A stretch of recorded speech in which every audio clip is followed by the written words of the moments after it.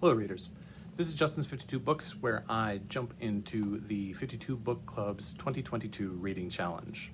One book a week equals 52 books in a year, and this is week 6, where I am talking about prompt 34, a book with the author's photo on the back. And look at that, that is a nice photo of the author right there. The author in this case is of Today I Baled Some Hay to Feed the Sheep the Coyotes Eat. His name is Bill Stockton, and the book was published in 1983, but probably written around about the mid-70s. I really have enjoyed this prompt because it got me back into looking at my physical books rather than the audiobooks and the e-reader books that I get from the library. Looking through me and my wife's old books, looking for the author's book on the back cover was good. It helped feed into some other prompts that I'll be touching on later on in the year. But always happy to reacquaint myself with this book. It's very sentimental to me. It's part memoir, part sketchbook, and is by Bill Stockton, who is known or described by the editor of the state's leading newspaper as perhaps the finest artist Montana has produced since Charlie Russell. The book itself is about sheep ranching in Montana, and it's very special to me due to the fact that my grandparents had a sheep operation in North Dakota for most of their lives. This copy itself was given to my grandpa by his sister, who was from Montana, presumably picked it up along the way from there and gave it to him because he was a sheep man. And so that's part of the appeal to me, is that this picture reminds me of my grandfather, who raised sheep all his life. There are parts of the book that I love. There are parts that I can, disassociate myself from. But what I really love about the book is it's an unflinching look at a sheep operation. It's not Pollyanna-ish at all about the lifestyle or the life or the death that they have to deal with, or any of the realities associated with that. And you come face to face with that right at the beginning. Here's the beginning of the preface. Quote, "I dedicate this book to all those people who have never experienced the commonness of death, birth, and the uncommonness of life, to all those people who have never been out in 10 below weather extracting a rotted fetus from a mother ewe. The snow is a foot deep, the wind continues to blow, and the sheep have given no sign that the weather will break soon. The storm is not usual or unusual for April. It, like death, is part of the sheep business. The ewe has used up all the lubricants of birth, but I managed to dig out the lamb by ripping off one front leg. The brown rotted slime is all the way up to my elbow. I wipe some off in the snow and go in after the other twin, hoping it might be alive. It isn't. Ironically, in all this, the only parts of my body which remain warm are my hands and the forearms. The pressures inside the vagina are such that they weaken one's arm within seconds, and it is necessary to alternate.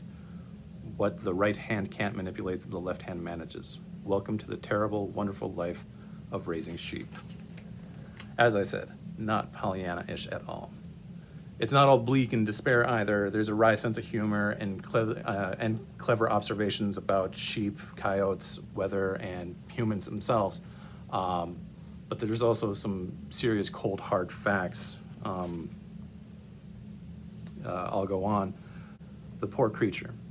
If she had been an expensive animal, such as a cow, I could have afforded a veterinarian to perform a cesarean, but since the vet's service would have cost more than the ewe was worth, a .22 bullet was the economical answer.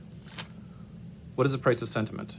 Has a profit motive so saturated philosophies that I can't purchase a life for the only purpose of seeing it continue to live? Are these the accrued calluses of my occupation? I don't dare answer these questions, or I would have to become a dirt farmer. So that reality and that unflinching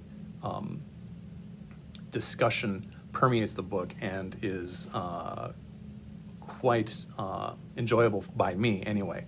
Not for the faint of heart and not for people who don't want to face facts, but important to come face to face with as it is. That is not to say that I like every aspect of the book. There's a sense that all the world's problems would be solved, particularly city problems would be solved, if we would just all give up our hectic lifestyles and become humble, simple farmers and rangers, and just feed the world. And I grew up in a rural area. I came of age in an area where you looked around and you look at the economics of farming and the costs associated with it, just in equipment and livestock or farm land or any of it, and you just don't see a viable lifestyle for yourself, not without family backing. And that is what creates insular communities and a common disdain for what Stockton refers to as dudes. The word permeates the book, and pretty much he sums it up like this, quote, "The dude world is quite unaware from the comforts of their air conditioning monotony of what goes on in the country. I suppose they couldn't care less, since their only discomfort from bad weather is a taxi ride downtown instead of driving their own car." If that were written today, it'd be borderline culture war, and as it is, it's very much in the context of, a remnant of the 20th century. I remember having coffee one morning with my grandmother, and she was kind of complaining about her new pastor and how ultimately she came up with the term that he was worldly, and he's just a little too worldly for me. And we had coffee and sat there, and I thought about that word and asked her, "So Grandma, what is the opposite of worldly?" She thought about it for a little bit, and she goes, "Oh, I suppose folksy." And after a little bit of drinking coffee and sitting there and enjoying our morning a little bit longer, she goes, "Well, I suppose I've met plenty of people who were too folksy too." And this book just kind of sums up that exchange for me. I'm not trying to make grand claims on what people should or shouldn't be, but it's very subjective, and it's a memoir, so it's supposed to be subjective, and there's no reason to dislike the book for that. I'm always glad to spend some time with this book, but I'm not necessarily going to refer to it for what I should look at as ideology or policy. I'll finish my discussion with the book with a line that I found pretty important.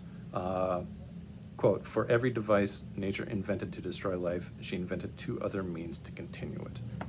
There's great hope there, and I'm going to leave my discussion with the book there. This has been me talking about today I baled some hay to feed the sheep the coyotes eat. Thanks for watching me and my thoughts about that. This has been week 6 of Justin's 52 books, and I've been talking about Prompt 34, a book with the author's photo on the back cover. For more information about the prompts of the 52 Book Club's 2022 Reading Challenge, you can check them out online at the52bookclub.com. You can also check them out on Goodreads and Facebook. You can check me out on Goodreads and Storygraph at Justin's 52 Books. I hope to see you next week when I discuss Prompt 5, a book with chapter titles. Until then, happy reading.